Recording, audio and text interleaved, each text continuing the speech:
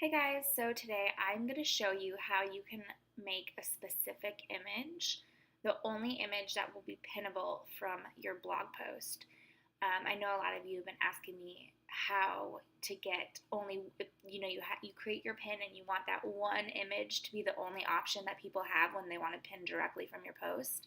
So I'm going to show you how to do that today. Now, there are a few different plugins you can use, one of them being Social Warfare. That is, I believe, $30 for the year. I use the Ultimate Social Media Premium plugin. That is $24 for the year. I honestly like it a little bit better. I have used both, but this one I like the best, and it's a few bucks cheaper. You do have to have the premium version of this plugin for this to work.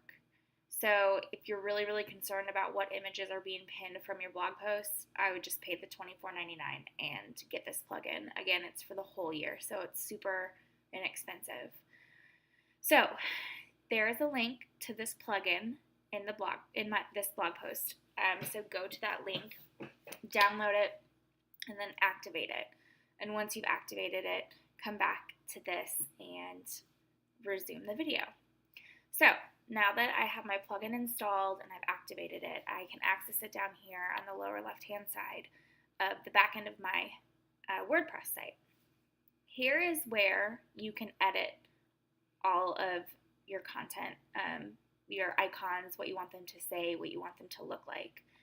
So right up here, these number 1 through 3 is required for you to, you have to edit these and change your settings. So what icons do you want to show on your site? So you can go through and you can pick whatever outlets you're active on and you can add those. I am not very active on Instagram. I need to be. So I don't have that one up there. Twitter, I'm not that great at Twitter either, but I still have that up there. However, I do have Facebook and Pinterest up there. So go through and click on whatever icons you want to show up on your site. Now, you can have the option where you can have different icons for the mobile version. I just keep mine all the same. And then hit save. Then, what do you want your icons to do? So here you can have your email icon. If they click on it, they can get automatic updates. You can do contact me, so you can select that and then add in your email. That way they can directly send you an email. You can link it to a certain page. They can share your post by email. So really you can edit it how you want. So my email icon, I have that checked. Okay, and then go down, Facebook. You can have it say visit my Facebook page, link your Facebook page. Do that, like my blog, link that, share the post on Facebook. Okay, so again, go through all of these. Pinterest, put your Pinterest account info in there. Make sure you check pin my blog on Pinterest because that will be crucial when they're going to be pinning directly from your post.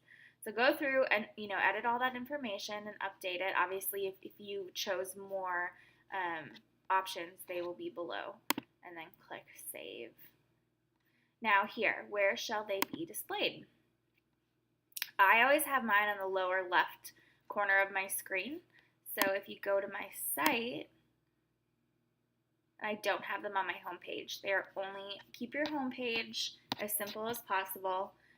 If it has too much going on, it overwhelms people and they'll click away from your site. So mine are just on, as you can see, so Pinterest, visit, they'll go to my Pinterest profile, they can save this page if they want. But then if they go to my blog posts, they'll be right here, and they float on the lower left-hand side. And if they hover over them, they have all the different options that they want to do. So it's pretty cool. So I have mine on the bottom left. You can obviously see all these different options. You can add yours wherever you want them to go. I have my icons float. Or you can have the option where they stay in the same place. You can really edit it to have them be wherever you want to be on your page, what pages you want them on. Again, they're the same for mobile and desktop versions. And then I did select the don't show icons on homepage. So you can go here and you can select where you don't want your icons to be shown. You can really customize it. And then hit save. So again, then these are just some optional ones you can do. You can choose what they have a bunch of different versions. You can pick what you want them to look like. You can upload, if you click on custom icons, you can upload your own images for them too if you really want to get fancy with it. So that's pretty cool. You can choose if you want the counts to be displayed, how many times they've been pinned or shared. And so you can, again, really edit it. You can add pop-ups with it. You all know how I feel about pop-ups. Don't have pop-ups on your website. They don't work. Incentives are going to get you more email subscribers than a pop-up is. So once you go through and you edit all that information, you're going to click Save All Settings. Now I'm going to show you actually how to do this with the blog post that I'm writing on how to do this. So I'm going to go to my posts and how to make your blog post pin perfect. I'm going to click on that. So now let's say I've done my whole post. If it'll pop up.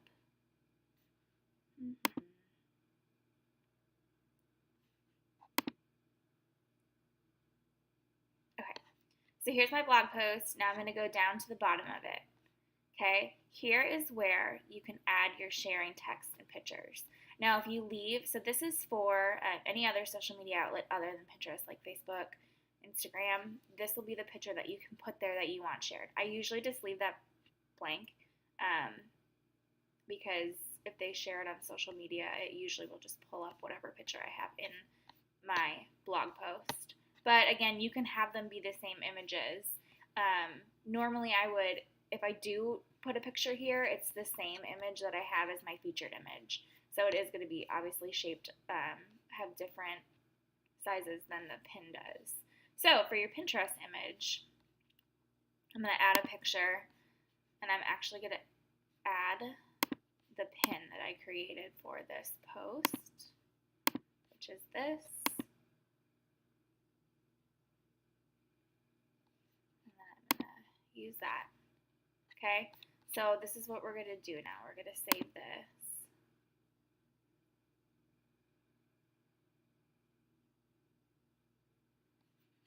Then we are going to view the post. Okay, so let's say we're here and we want to save this. If I click on save, now the only option that's going to come up is that one picture that I have as my option for being pinned. So here's the pin I created.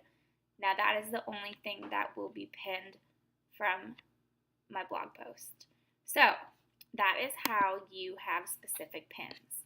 Now, if you want to learn how to hide images in your blog post, because it doesn't really matter to you what image is being pinned from your blog post, you can follow these instructions right here. This will be in the text portion of your post. So if you go to your post and you click text, you will copy this, and then you will put it down in the bottom down here, at the very bottom of your post.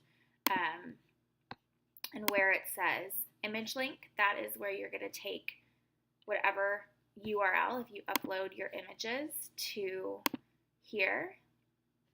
So if you go to your media library and you click on an image, you have the URL right there, and that's for that specific image.